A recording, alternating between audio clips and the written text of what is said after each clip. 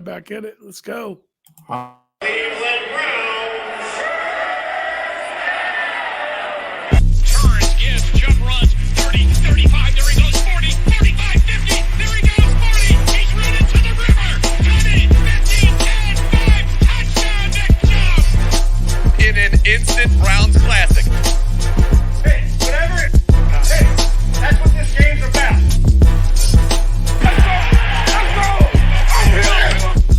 The Cleveland Browns are America's team. And it's all over! The Browns are winners today!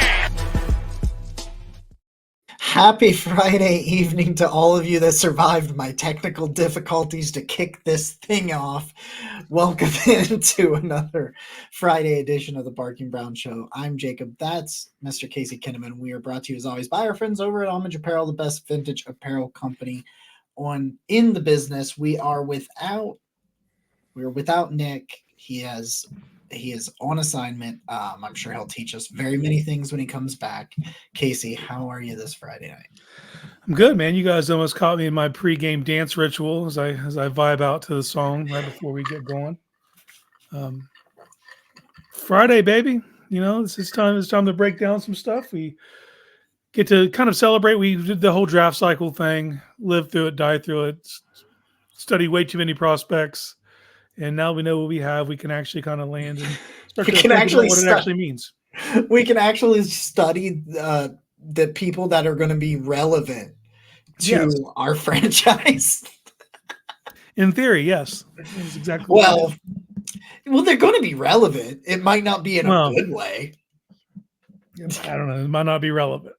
We'll see. I mean, I think this one is. I think the one we're doing tonight is very. It should be a key contributor. Yeah, so we're gonna start to our weekly film sessions, of course, with second round pick Michael Hall Jr. Some numbers off the top from him, and then I'll pass off to you. Just kind of, we'll start going through some, I don't know, characteristics, some observations, whatever it is you want to call it. So Michael Hall comes in at the combine, 6'3". Yeah, like 6'3" on the nose, actually. 6'3", 290 pounds, 24 bench reps.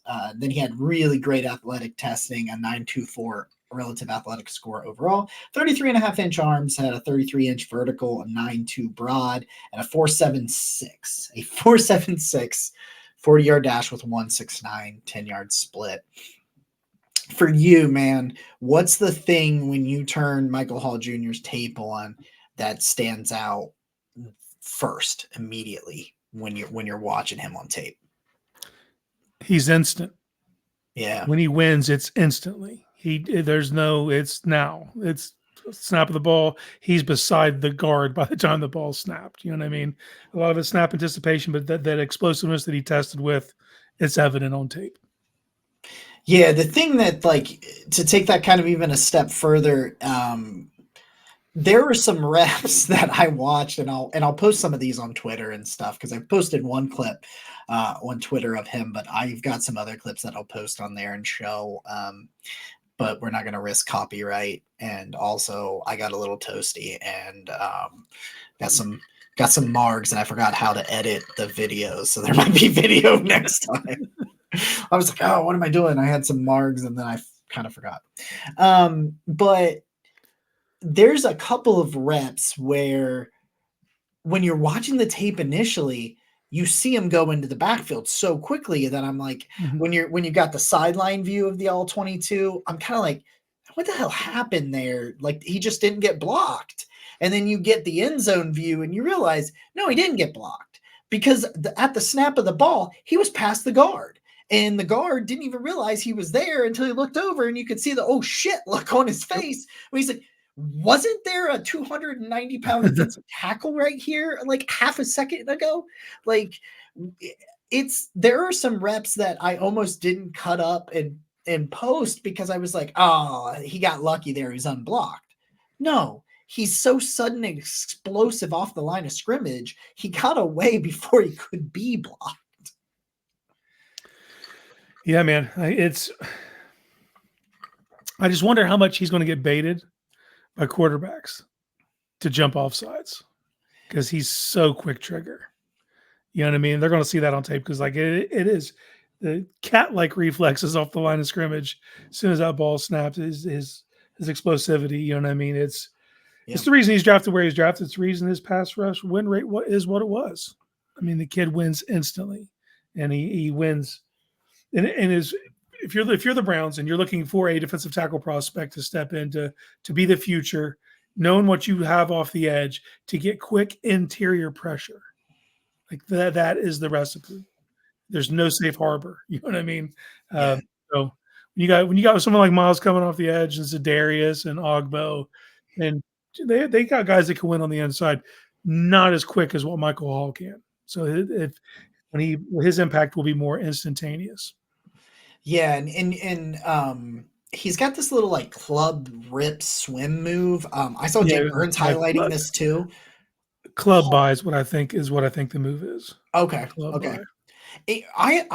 When the first time I saw it, I wanted to kind of like trying to articulate this move. I just kind of, it looks like he's just discarding the trash. Like it looks like he's just kind of throwing the trash behind him as he goes. Like he kind of club, rip, swim, push, and whoever was touching him is over there and he's in your backfield. I mean, he makes some impact on run. I was actually more impressed by his run defense than I thought I was going to be on this second At times.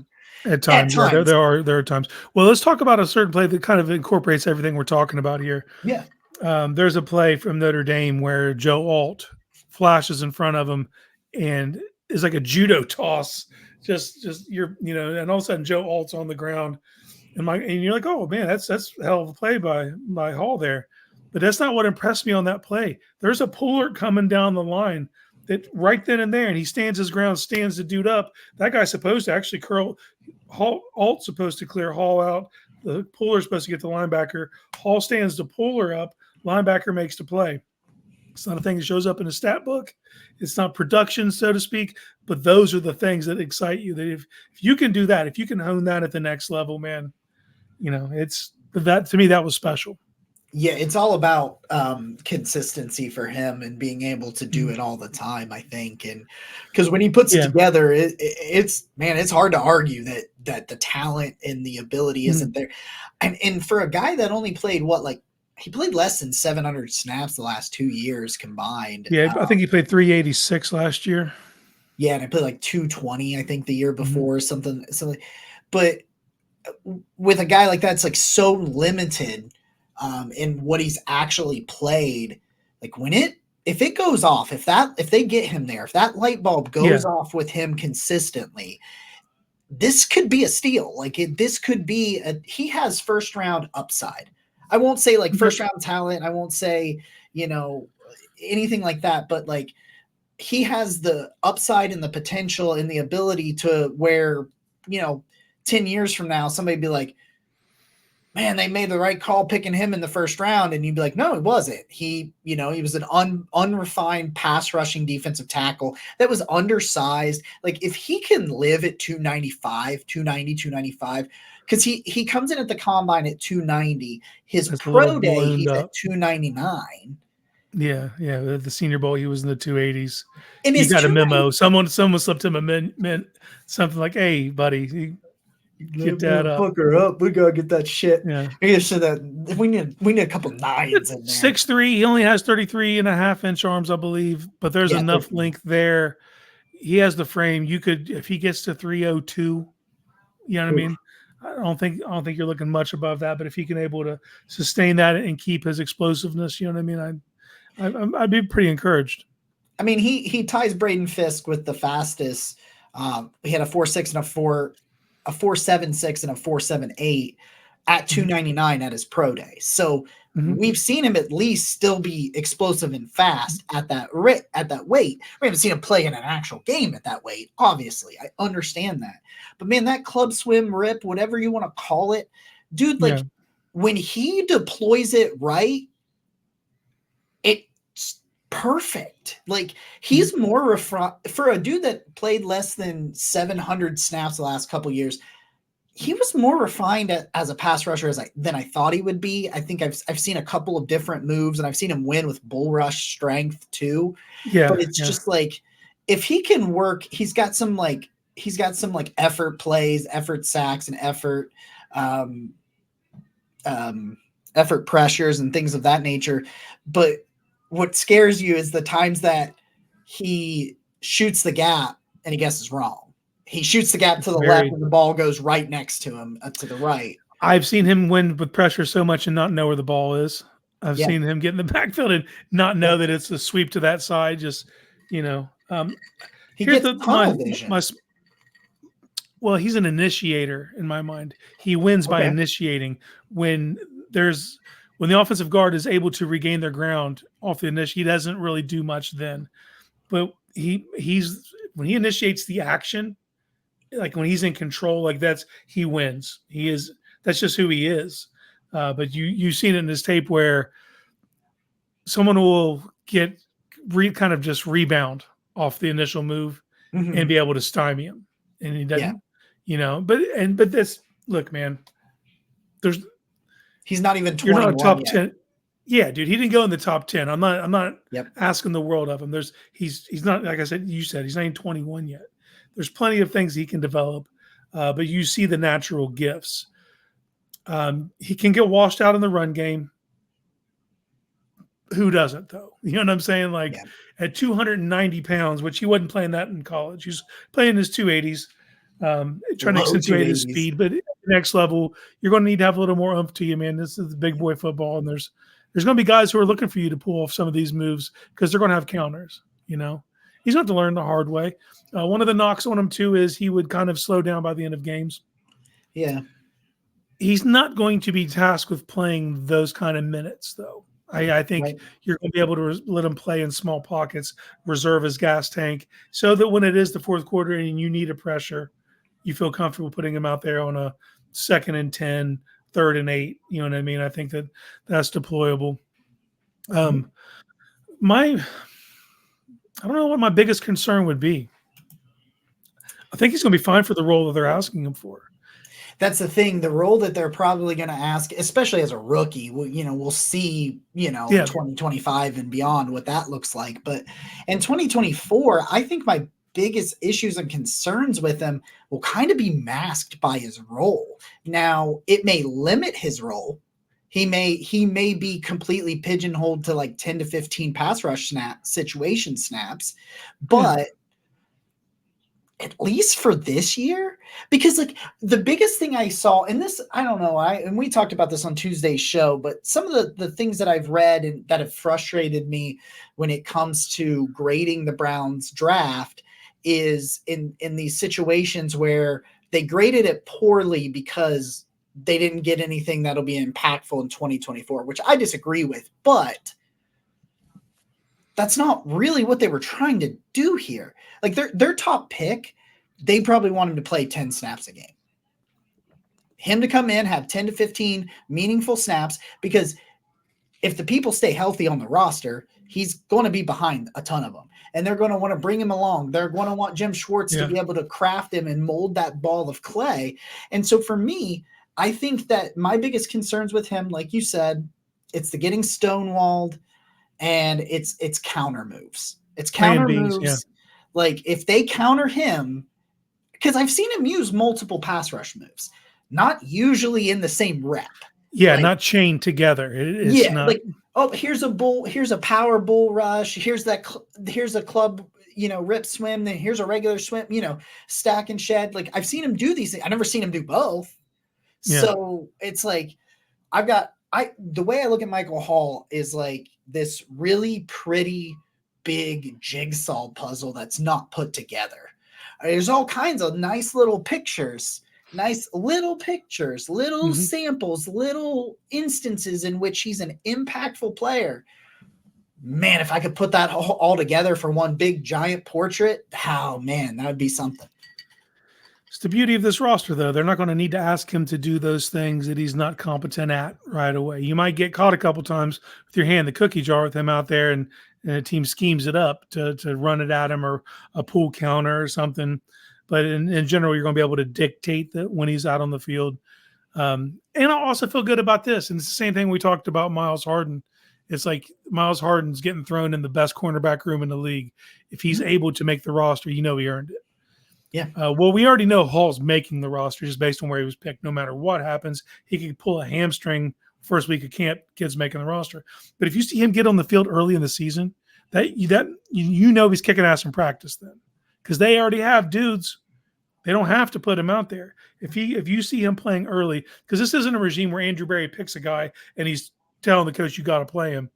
It'll be dictated by merit. It'll be what he earns, what role he's able to carve out for himself in the summer, in the practice every week leading up. You know what I mean?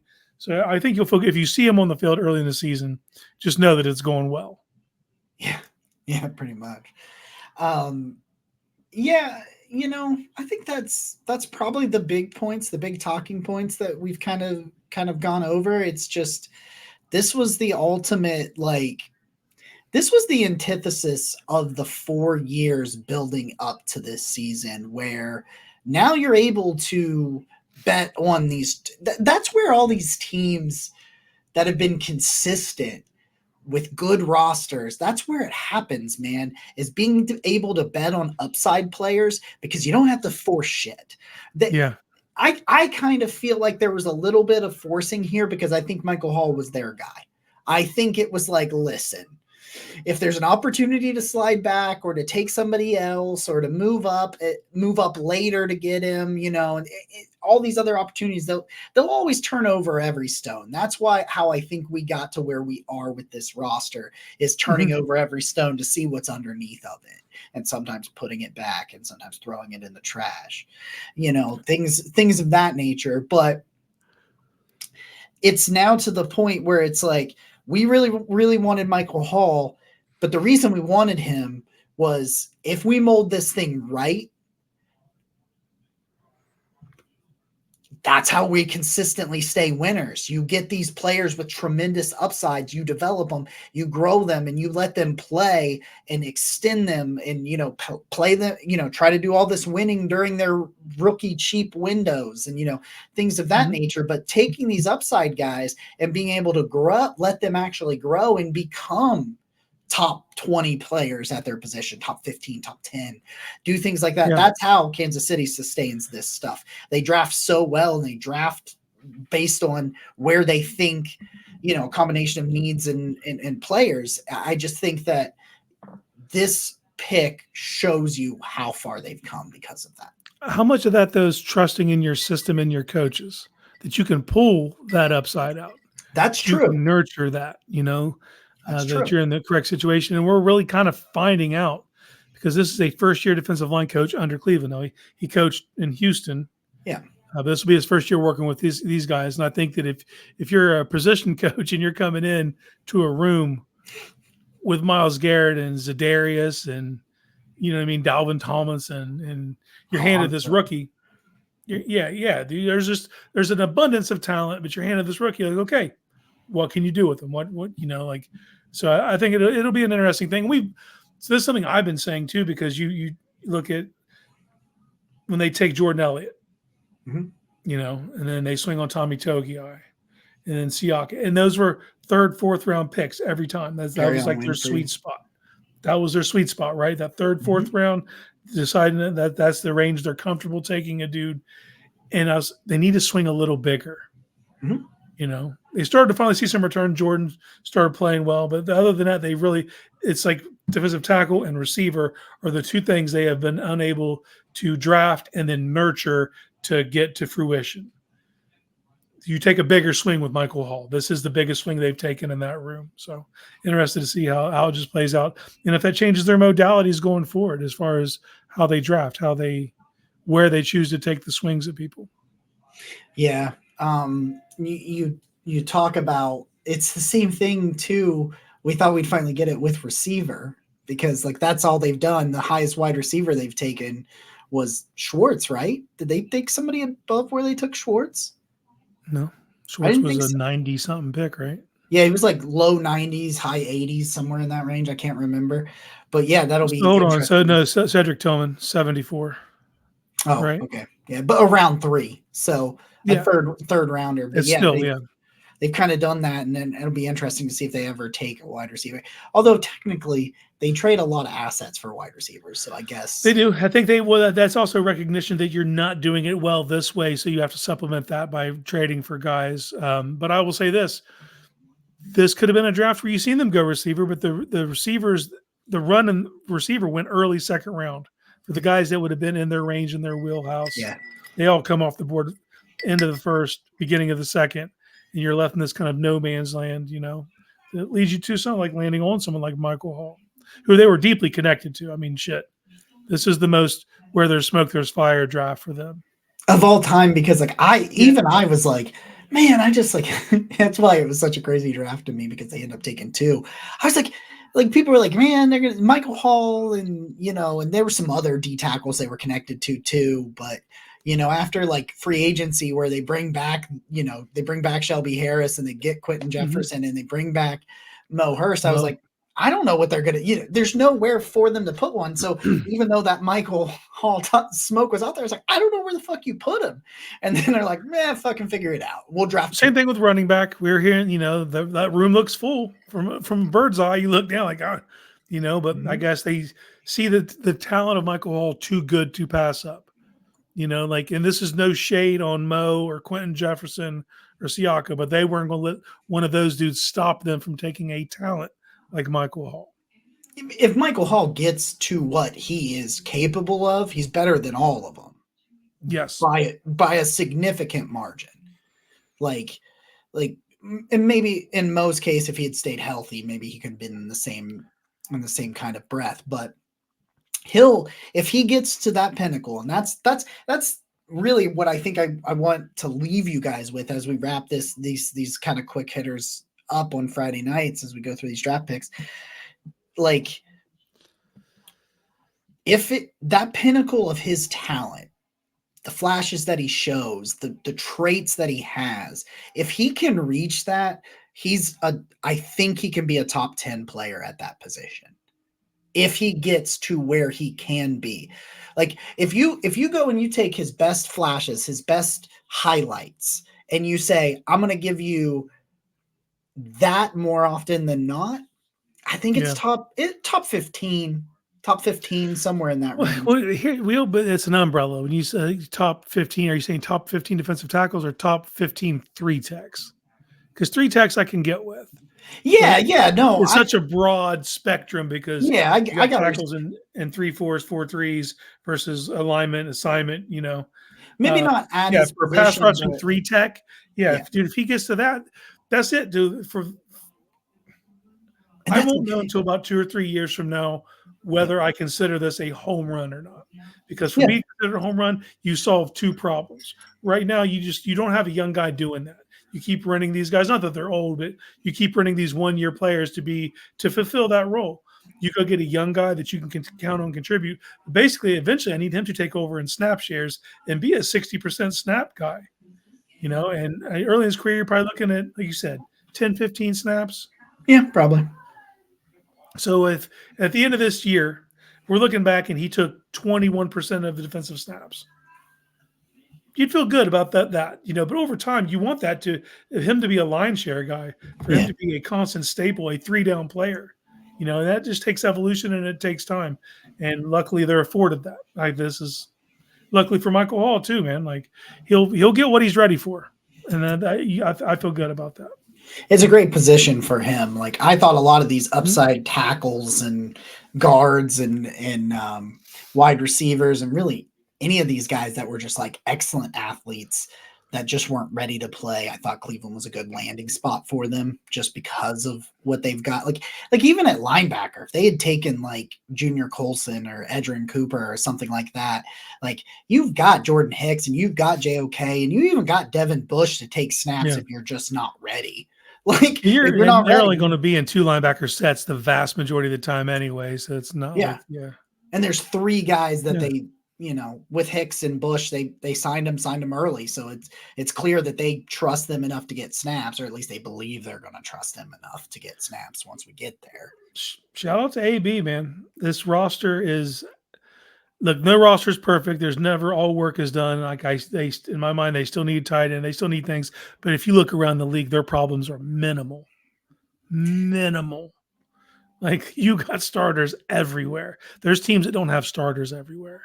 They're playing depth players as starters, as adequate starters. We know all so about you're that. in a very good spot. And it's just the way that they approached it from the end of the season and being more active in free agency with the mid-tier players who are adequate starters to fill whatever needs they had, whatever things that were glaring weaknesses weren't glaring weaknesses by the time the draft rolled around. Yeah. You know what I mean? But I'll say this, man, we should do some sort of bingo shit next draft.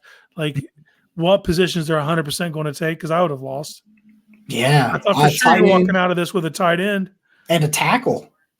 I thought right? tight end, tackle. I knew they would take a linebacker. I figured it would be later than everybody wanted it to be. Mhm. But I was like, yeah, linebacker, tackle. Oh, I was pretty confident they would take a wide receiver. But that was just because they always take a wide receiver. Yeah, and a cornerback. We knew it's like they're going to do it. We like they haven't not yet. Until they don't do it, that's going to happen. They're like, hey, yeah, by the way, corner in the 7th. You're like, shit, where'd that come from? They did it again. It's our fault for them. How are they going to catch us off guard? We knew you were going to do it, and you still caught us off guard. I still surprised me. Props. Guys, we appreciate you so much. It's been such a fun run these last couple of weeks, these last couple of months. We're going to continue to power on through it as we get closer. Rookie mini camps next weekend. Got some practice squad players. I know. Got some practice squad or some tryout players that are going to be there and with the rookies. And we'll talk some UDFAs and some things of that nature on Tuesday's show. And then Tuesday's live show, our lives are exclusively on the Twitch, twitch.tv/the Barking Browns, or on our Twitter, Barking Browns 24. Of course, right after they're live, we put them on YouTube, but, if you want to interact with the show, go check those out. So guys, we appreciate the hell out of you. We'll see you guys Tuesday, but until then, go Browns. Go Browns.